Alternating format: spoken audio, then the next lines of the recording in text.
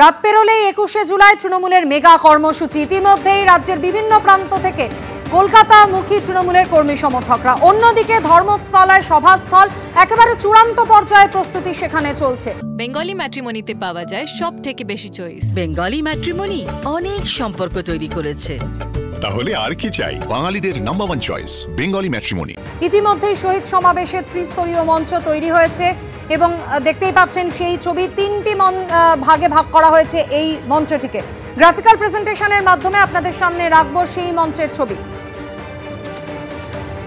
এই যে মূল মঞ্চ, যে মঞ্চের উচ্চতা 13 ফুট, সেখানে বসবেন মমতা বন্দ্যোপাধ্যায়, অভিষেক বন্দ্যোপাধ্যায় সহ শীর্ষ নেতৃত্ব। এরপর দ্বিতীয় মঞ্চ, যার উচ্চতা 12 ফুট, সেখানে বসবেন শহীদ পরিবারের সদস্যরা। এবং তৃতীয় মঞ্চ, যার উচ্চতা 11 ফুট, সেখানে বসবেন তৃণমূলের জনপ্রতিনিধি এবং অন্যান্য শীর্ষ নেতারা। ত্রিস্তরীয় এই মঞ্চের দৈর্ঘ্য 80 ফুট এবং প্রস্থ 42 ফুট।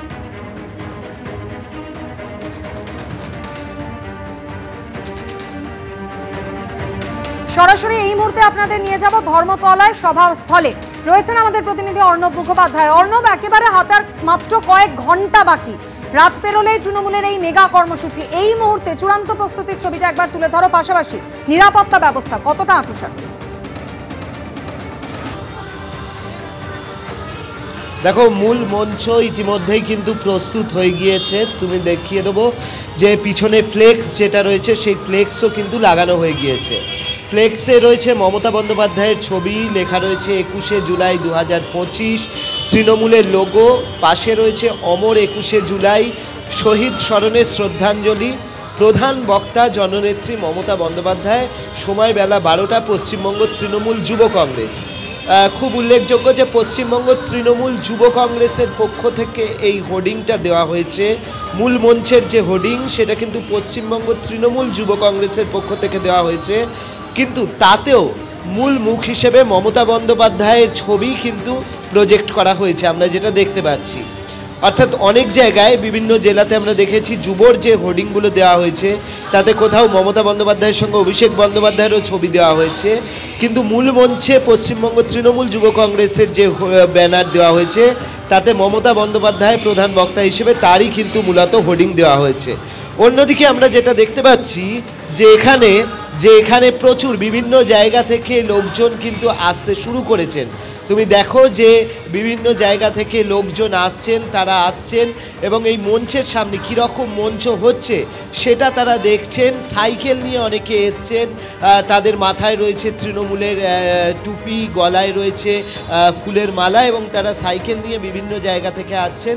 অন্যদিকে তোমাকে দেখিয়ে দেবো নিরাপত্তার চিত্র। তুমি যেটা বলছিলে যে এটা হচ্ছে ভিক্টোরিয়া হাউস, ভিক্টোরিয়া হাউসের ওপরে তুমি দেখো যে টেন্ট করা হয়েছে, অস্থায়ী তাঁবু করা হয়েছে, যেখানে ওপর থেকে কিন্তু নজরদারি চালানো হবে, সেইটা করা হবে।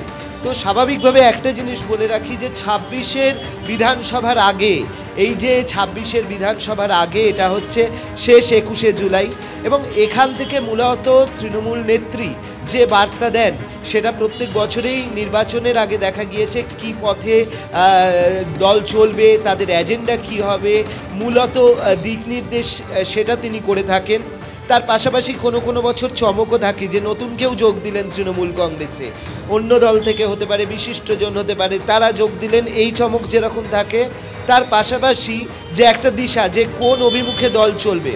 আমরা জানি যে কিছুদিন আগেই বাঙালি ইস্যুতে কিন্তু মমতা বন্দ্যোপাধ্যায় রাস্তায় নেমেছিলেন এবং সেদিন তিনি হিন্টস দিয়েছিলেন, সেদিন তিনি ইঙ্গিত দিয়েছিলেন যে এ বিষয়ে যাবতীয় তথ্য তুলে তিনি ধরবেন হচ্ছে এই 21শে জুলাইয়ের মঞ্চ থেকে।